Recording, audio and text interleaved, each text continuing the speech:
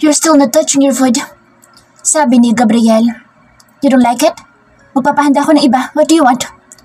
Umawang ang labi ko. Handa na sanang sabihin na hindi sa ganoon. Huminga ako ng malalim at ngumiti sa kanya. Hindi, may iniisip lang.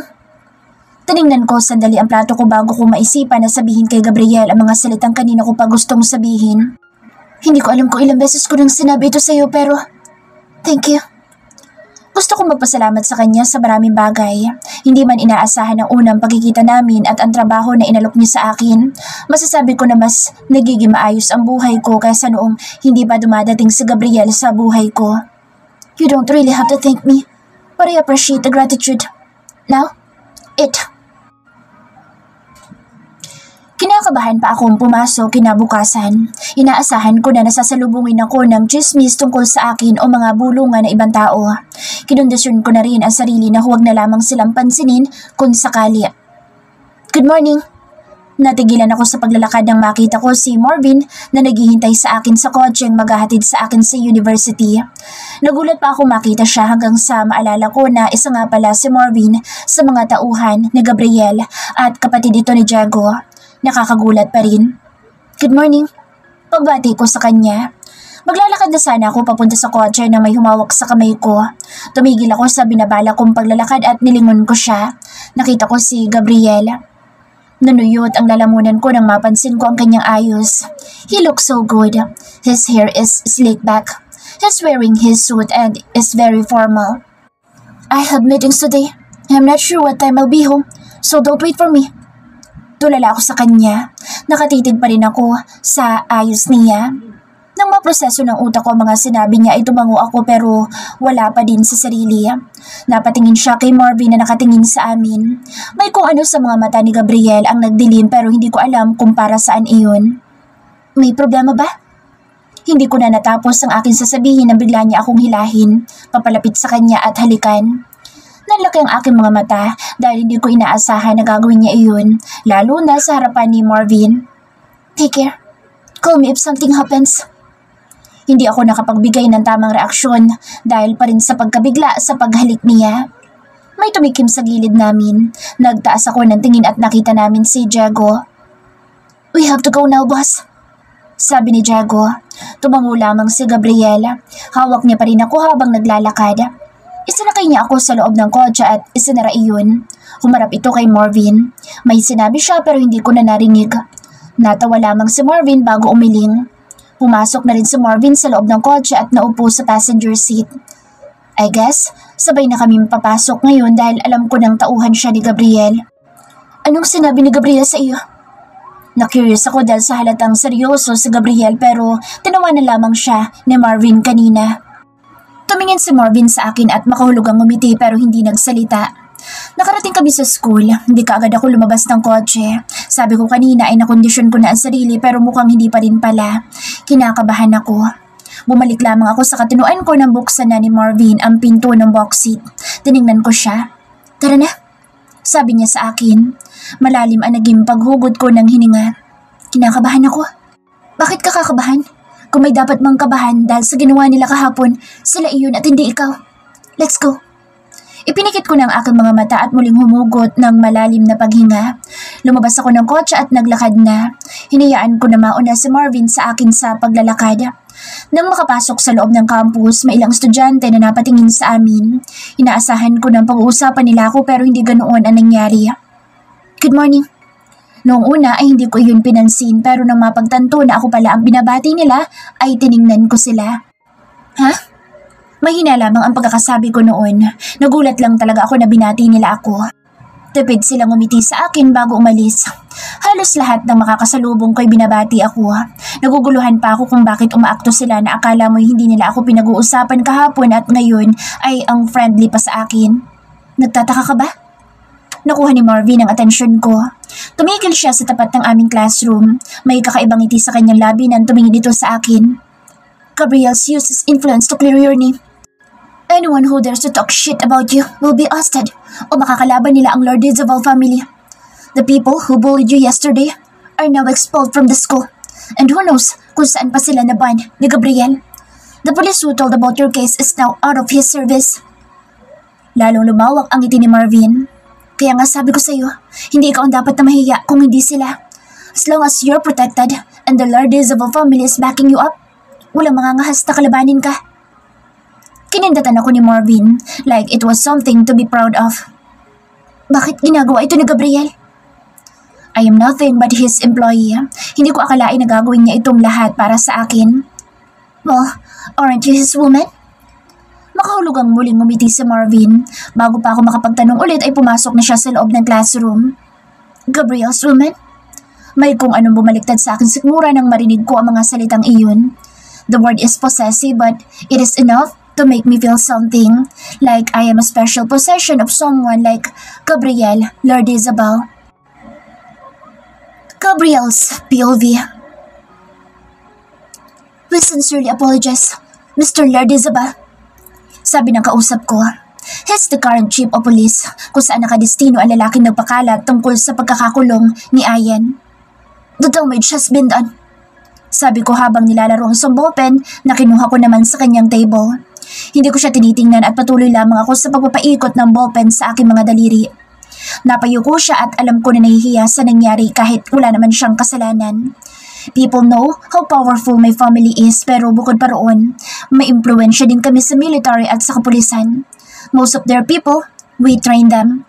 Bukod sa mga negosyo na meron kami, primary business namin ang security services and we also train people to become who are they today. Minsan, the government even hires us to train people in the military and the police department. We also provide them with different firearms and ammunition. Is it legal? Of course, we have accreditation and different clearances, permits, and registrations for our businesses. To top it all, we also sell services such as private investigators. Hindi lang iyon, dahil front lang lahat ng iyon. Kung may legal kaming businesses, we also have underground businesses such as hitmen, assassins, and whatnot. Everyone has their dirt on them. Ikaw na lang ang bahala paano mo lilinisin. We are feared because of our influence and connections. Minsan ay iniisip na kabilang kami sa mafia.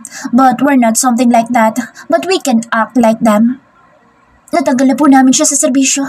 Marami na rin kaming naririnig na reklamo sa kanya. Tumingin ako sa hepe ng estasyon na ito. Ayoko nang maulit pa ito. I will be lenient now, but don't expect another chance. Tumayo ako. Tell your men not to mess with me dahil alam ninyo na may kalalagyan kayo. Isang tawag ko lang sa taas. Pwede ka matanggal sa trabaho at palitan. Napalunok siya. Tumango ito sa akin at tumayo rin. Yes, sir. Umalis na ako matapos iyon. Pumasok ako sa loob ng sasakyan at niluwagan ang tay ko. Kasunod ko si Diego at pumasok na din siya sa passenger seat. Saan po tayo, sir? I have a meeting with Elias. So Grand Yacht Hotel tayo. Tumakbo na ang kotse. Kinuha ko ang laptop ko at nagsimula magtrabaho habang nasa biyahe. Habang nagtitipa sa laptop ko, tumunog ang cellphone ko. Sinilip ko iyon at nakatanggap ako ng mensahe mula kay Marvin. Wala nang nagtatangkang ibuli si Ayan, boss. Tumaas ang isang kilay sa nabasa ko. Your brother's too friendly with Ayan. Sabi ko kay Diego. Wala akong intensyon na sabihin sana iyon but I guess I say my thoughts aloud. Napatingin si Diego sa rearview mirror. And I don't like it. Huminga ng malalim si Diego pero nakikita ko ang maliit niyang pagngisi. Kakausapin ko siya tungkol dyan. Pero hindi ba't mas maganda na rin na maging close sila? Para na din may maging kaibigan si Ayan sa school niya. It's lonely to be isolated lalo na sa mga nangyari nitong nakaraan. Humilig ako sa kinaupan ko. Just make sure your brother won't touch what's mine. I think you cleared that matter to him earlier. Hindi ka niya sasawayin. Malaki ang utang na loob namin sa iyo para tradorin ka namin, boss. Hindi na ako nagsalita. Matapos ang naging pag-uusap namin ni Diego. Nakarating ako ng hotel at bumaba ako. Sinalubong ako ng mga staff ng hotel. Good morning, Mr. Lardizabal. This way, sir. Hindi ako nagsalita at naglakad na lang kasunod nila.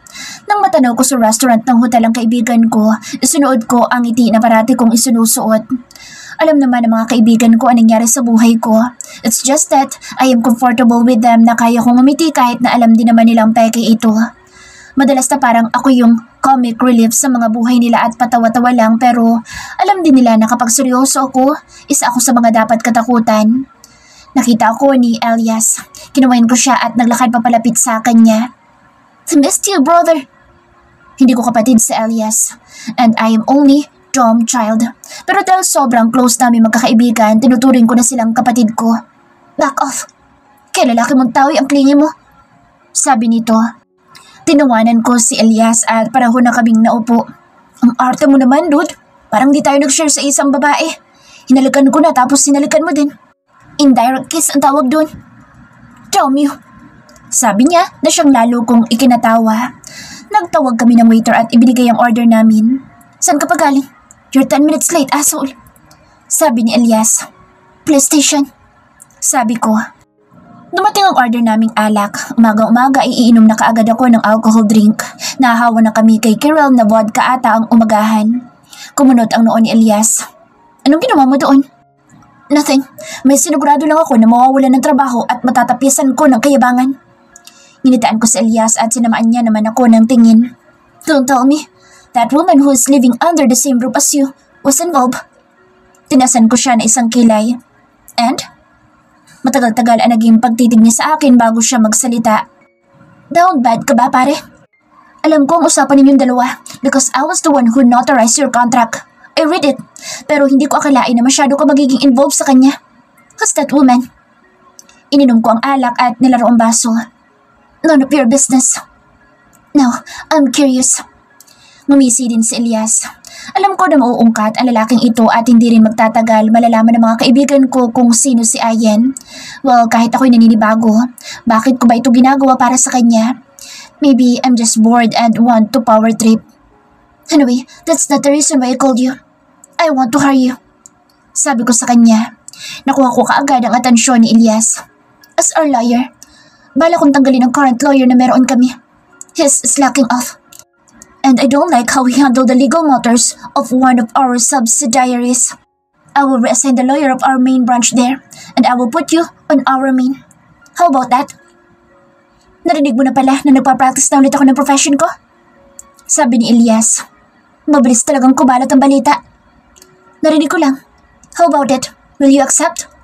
Kung may kukunin ako sa ganoong klase ng trabaho, I want someone that I already trust. Attorney Santiago. Huminga ng malalim ang aking kaibigan. Hindi kaagad ito nakapagbigay ng sagot nang dumating ang order namin mga pagkain. No, I'll pass. Tumaas ang noo ko sa isinagot niya. Why? I am criminal lawyer. I don't like handling corporate stuff. May mga business din ang pamilya ko. Give me a break. Isa pa, mas gusto ko mag-focus sa criminal cases rather than corporate. Pinasalikop niya ang kamay niya. If you want, I can recommend someone I know. Inaasahan ko nang tatanggihan niya ako pero nag-try pa rin ako. Are you planning to build your own firm? Kind of. Maayos naman ang pinapasukan kong firm sa ngayon. But I want to make a name na ako mismo ang naghirap. I don't want to stay in the shadow of my family. Ayokong sa tuwing babanggitin kong pangalan ko ay kakabit ko ang mga magulang ko. Nagkabit-balikat na lang ako. Understandable. Hindi lahat ng anak ay gustong sumunod sa landas na tinatahak ng magulang nila. Lalo na sa kaso ni Elias. So, kapag nakagawa ko ng krimen, ikaw ang kukunin kong abogado. Sinamaan niya na naman ako ng tingin. Ano naman binabalak mo? Nagkibit-balikat ulit ako. Wala naman, pero baka lang dumating ang araw, kailanganin ko ang tulong mo, Mr. Criminal Lawyer. Iniba na namin ang usapan matapos iyon. Pinag-usapan din namin ang business namin sa La Esperanza o mas kilala sa ngayon bilang Sin City. Naging abala ako dahil sa mga meetings ko sa hapon, but I keep looking on my phone. Am I seriously waiting for her to text me? Normally, hindi naman siya nagta-text o tumatawag unless kailangan talaga o ako na una mag-text sa kanya. Kaya bakit ako maasan magta-text siya sa akin? Napansin ko ang ilang litrato sa table ko. Si Ayan iyon. Ito yung mga oras na nagpa-background check ako tungkol sa kanya. Napangisi ako sa sarili habang pinagmamasdan ng mga litrato niya. The woman is innocently beautiful. Napatingin ako sa pagitan ng hita ko nang mapansin ko ang pagsaludo ng pagkalalaki sa babaeng tinitingnan ko. See this, Ayan? You're making me rock hard by just looking at your pictures. Hindi ko alam kung hanggang kailan ko magagawang pigilan ang sarili ko. Simula nang matikman ko ang labi niya ay hinahanap-hanap ko na. All I need is to penetrate her. Kahit wala sa akin na umiyak siya at magmakaawa.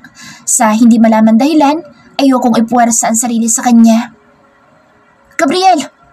May biglang pumasok sa loob ng opisina ko. Tinignan ko siya at nakita ko si Nella. Siya yung isa sa mga naging babae ko at matagal ko na rin kilala.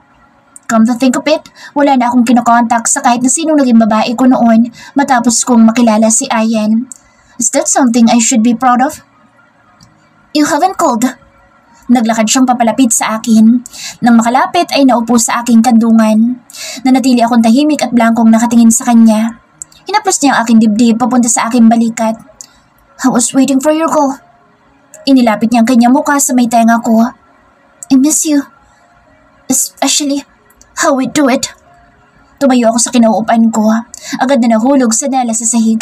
Napadaing siya dahil sa pagkakalagapak niya sa sahig. Inayos ko ang sarili ko at tiningnan siya. Don't you know how to knock? Did I permit you to enter my office? Nagtaas siya ng tingin sa akin. Bahagi ako nakita ang galit sa kanyang mga mata pero agad niya namang itinago iyon. Tumayo si Nella at pilit na ngumiti sa akin. Gob. Lumapit ito sa akin despite the warning on how I look at her. Para naman akong iba sa'yo. Hindi ba't sinabi mo sa akin noon na akong paborito mo sa lahat ng babae mo? Bukod pa doon, matagal na tayo magkakilala. Our families are close. Tinangka niya ulit akong hawakan but I pushed her hand away. Kinagulat niya ang ginawa ko. Ano bang problema mo? Dito na niya ipinakita ang inis niya. You're my problem. Hindi kita pinapunta dito kaya bakit ka nasa opisina ko? She looked at me, stupefied. What the hell? Ako na nga ito nagpunta dito para sa'yo. Ako pa itong tinatrato mo ng ganito? What? Did you find yourself a new girl? Tumingin siya sa akin table at nakita niya ang litrato ni Ayan. Kinuha niya iyon at pinagmasdan. Lumapit ako sa kanya para kunin ang mga litrato. Who's this? Is this her? Iritado ang boses niya. Give me that. Inilayo na Nella ang mga litrato. Mas magaling ba siya sa akin sa kama? This girl looks like someone who can't even lift her skirt right. Ipagpapalit mo ako dito? Give me that. My tone is calm, yet threatening. Gob, this woman can satisfy your need in bed. I know you will. Binitawan niya ang mga litrato ni Ayan at lumapit sa akin. Hinawakan niya ang kwelyo ko and she crushed her lips on mine. The hell are you doing? Ako naman ang irritable ngayon. Hindi ko din alam kung saan banda ako naiirita. Nella gritted her teeth. She can take the humiliation I am giving her by pushing her away and refusing her. Babalik ka rin sa akin, Gob. I swear, hindi ganyang klase ng babae magpapasaya sa'yo sa kama. Baka nakakalimutan mo na sa akin ka rin babagsak. All your women were just your pastime. Sa akin ka rin babagsak. Ipinikit ko ang aking mga mata. And you're not someone who can lecture me, woman. Out! Nakita ko ang pagkislap ng kanyang mga mata pero bago pa man pumatak ang mga luha, ay mabilis na siyang tumalikod at umalis ng opisina ko. Bubuga ako ng malalim na paghinga nang maiwan ako mag-isa. Naupo ako sa swivel chair ko at hinilot ang sentido ko. Kahit kailan talaga ay sakit sa ulo ang mga babae. Give them a little affection and they thought they could control you. Tinignan kong muli ang mga litrato ni Ayan at naalala ko ang mga sinabi ni Nella. The way she said those words, akala mo naman ay mapapatino ako ni Ayan. Nonsense. Tumayo ako at naglakad papalabas ng opisina ko. Uuwi ako at patutunayan ko na walang kahit na sinong babae ang kayang magpabago sa akin. I control the woman and not the other way around. Ayan Villanueva is just like the others. Kapag nagsawa ako sa kanya at kapag nagawa niya ang kailangan niyang gawin para sa akin, iiwan ko din siya.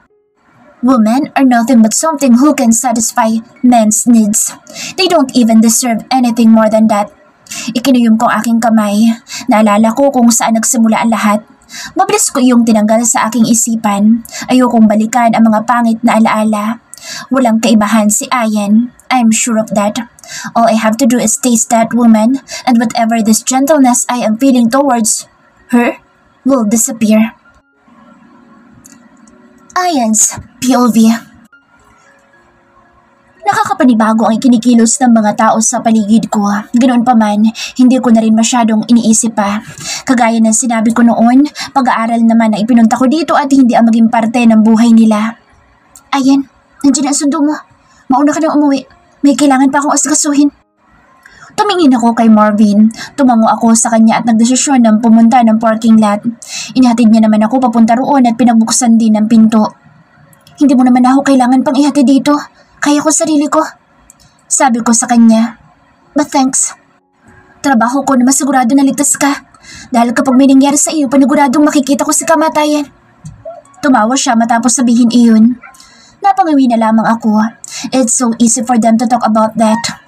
Pumasok na ako sa loob ng kotse. Kinuha ko ang cellphone ko at napansin ko kaagad na may mensahe doon si Gabriel. Parang nanuyo ang lalamunan ko. Kung kailan nagsabulan tumalon-talon ang puso ko sa tuwing nakikita ko na nagtatext siya sa akin ay hindi ko rin alam. I'm in your room. Kumunot ang noo ko. Nagtataka ako na nasa kwarto ko siya ganoong naalala ko na sinabi niya kanina na huwag ko siyang hintayin dahil malilate ata siya ng uwi.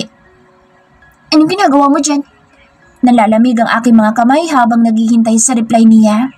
Magsasinungaling ako sa sarili kung itatanggi ko na nagbibigay ng kakaibang sensasyon at pakiramdam sa akin ang mga ginagawa at pinapatamasa sa akin ni Gabriel.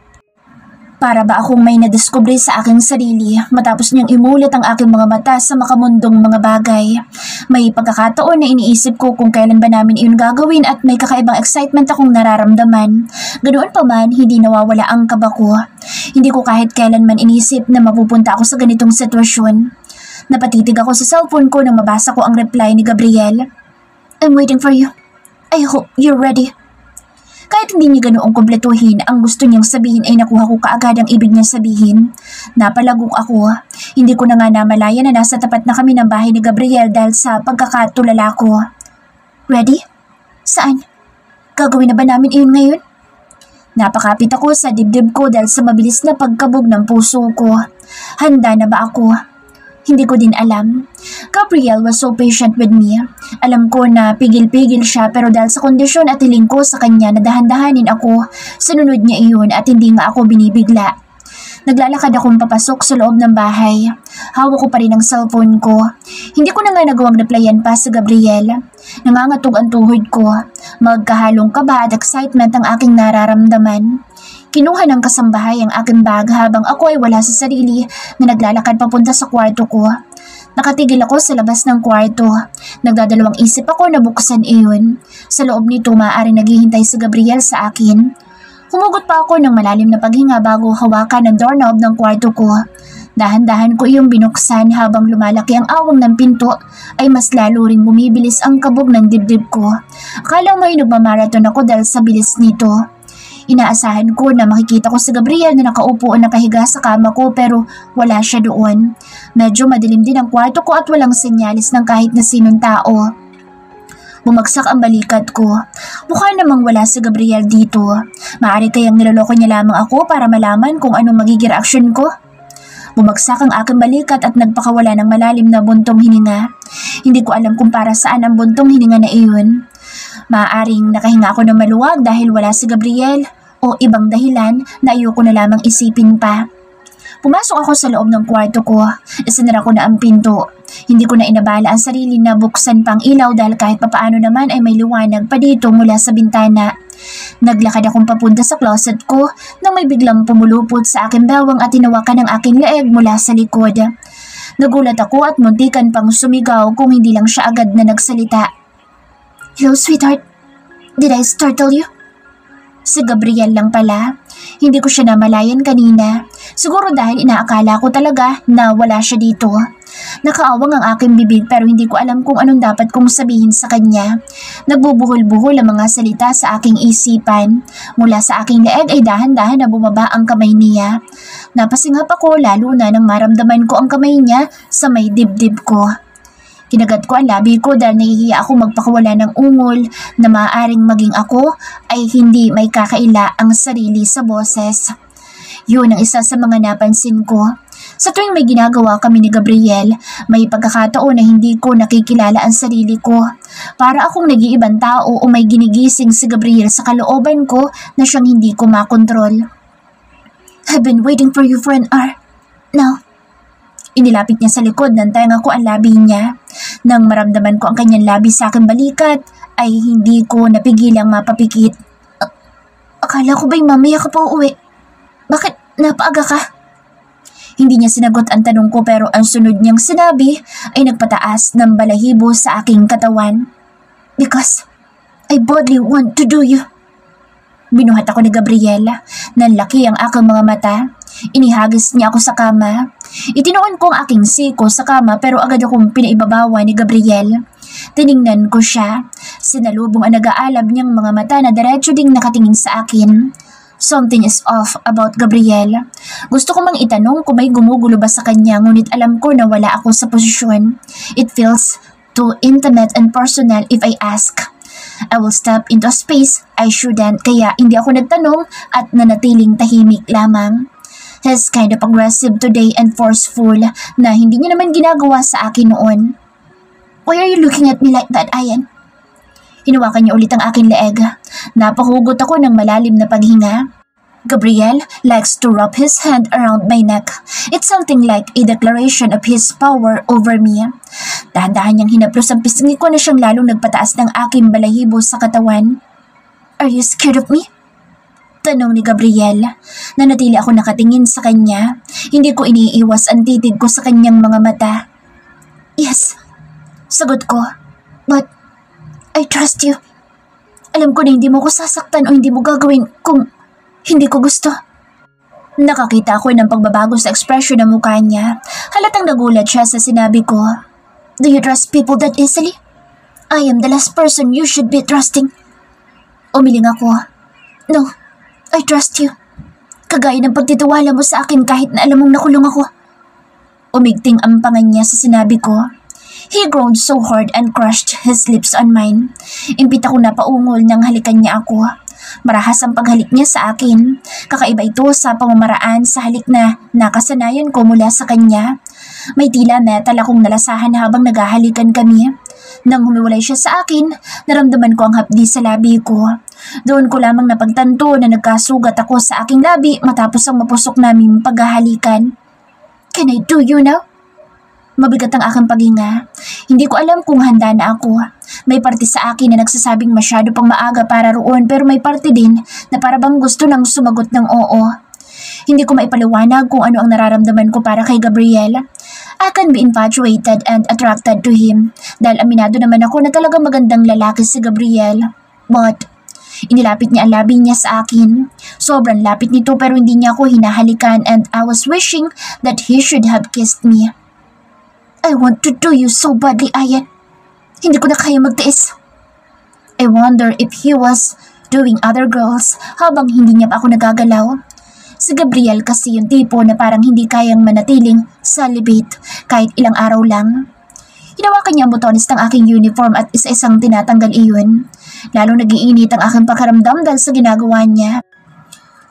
At nang mga oras na iyon ay tuluyan na nga akong inangkin ni Gabriel.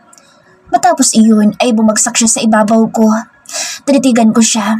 Pareho kaming hinahapo at naghahabol ng paghinga. I'll be lying kung sasabihin ko na hindi ko nagustuhan ang ginawa niya. If only this is not just my job. Nalakang aking mga mata sa naisip. Bakit ba napunta sa ganoon ang aking iniisip? Alam ko naman na hindi higit sa trabaho lang ang lahat. Sinabi ko rin naman sa sarili na hindi ko magugustuhan si Gabriel kaya pumayag ako sa ganitong setup. Panatag ako noon na hindi si Gabriel ang tipo kong lalaki kaya bakit tila may kung anong pait sa aking damdamin nang maalala ko kanina na trabaho kong mabuntis at bigyan siya ng anak. Bakit parang ipinikit ko ang aking mga mata? Kailangan kong tigilan ng mga iniisip kong iyon. We should shower. Tumayo si Gabriel. And you should be. Tumango ako sa kanya. Umakto ako na walang bumabagabag sa akin dahil ayokong mapansin niya iyon. Tinangka akong tumayo nang maramdaman ko kaagad ang pananakit ng katawan ko, lalo na sa parte ng pagkababae ko. Napansin ni Gabriel, nahihirapan akong bumangon. Lumapit siya sa akin at binuhat ako. Did I overdo it? Masakit bang katawan mo? I was gentle with you because this was your first. Nagtaas ako ng tingin sa kanya habang buhat niya akong papunta ng banyo. Gentle? Saan banda nang ginawa niya ang gentle? Okay lang ako. Gentle pa pala yun? Ngumisi sa Gabriel. Fine, I tried to be gentle. So hindi ko na napigilan. But still, I was kind of controlling myself not to be too rough. At least he tried. Naligo kaming dalawa. Even in the shower, he tried to stimulate me. That day, we just couldn't get our hands off each other. Nakatulog ako matapos kong maligo. Hindi ko maalala ang eksaktong oras kung kailan akong nakatulog. Siguro ay dala ng matinding pagod kaya hinila kaagad ako ng antok. Bumangon ako ng magising. Napapikit ako ng aking mga mata nang maramdaman ko ang pananakit ng katawan. Mas masakit na ito kumpara kanina. Hinanap ko si Gabriel sa paligid pero hindi ko ito makita. Mumuntong hininga ako. Inaasahan ko ba na nananatili siya sa loob ng kwarto ko at matutulog sa tabi ko? We're not a couple. Hindi kami dapat na maging intimate. Mas maganda na rin nga na ganito para hindi na kung saan-saan pa napapadpad ang aking mga iniisip. Hirap ako maglakad. Nararamdaman ko ang hapdi sa pagkababae ko. If you're going to ask me kung may pagsisisi ako, wala naman. Sa katunayan, nung una ko itong pinasok ay iniisip ko na baka magsisi ako. Pinangarap ko din naman na ibigay ang pagkababae ko sa lalaking mapapangasawa ko. Gabriel was rough, but there was a hint of gentleness. Nahuli ko na lamang ang aking sarili na nakangiti. Maging ako ay nagtaka kung anong dahilan at para bang masaya pa ako. Dahil naka-t-shirt lang ako, nagpalit ako ng damit. 9:00 na ng gabi. Matagal-tagal din pala akong nakatulog. Lumabas ako ng kwarto. Nakakaramdam na ako ng gutom. Gising pa kaya si na Christine ng ibang kasambahay? Kung hindi, ay ako na lamang magluluto ng sarili. Hirap na hirap akong bumaba ng hagdan. Ang taas pa naman noon. Ngayon ko tuloy napagtanto na may pagka-Victorian design ang bahay na ito ni Gabriel. Yung makikita mo sa mga mayayamang pamilya sa European countries kung saan nakatira. Nakahinga ako ng maluwag nang makababa naman ako kahit inabot ata ako ng ilang minuto sa pagbaba lamang ng hagdanan.